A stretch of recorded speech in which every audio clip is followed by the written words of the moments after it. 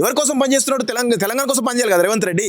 ఆంధ్ర చంద్రబాబు నాయుడుకు బానిసలాగా పనిచేస్తే ఎవరు ఊరుకుంటారు? ఇక్కడ తెలంగాణ సమాజం ఖచ్చితంగా తిరగబడతాం. మేమంతా తెలంగాణ ఉద్యమకారులం. మా జీవితాలన్నీ కోల్పోయి ఈ రోజు తెలంగాణ తెచ్చుకున్నాం. ఇలాంటి తెలంగాణలో మేము ఖచ్చితంగా ఆవేదనతో ఆక్రోషంతో మాట్లాడతాం. ఇలాంటి తప్పులు జరిగితే బరాబర్ ఇట్లాంటివి ఎట్టి పరిస్థితులను కూడా మేము వదలము.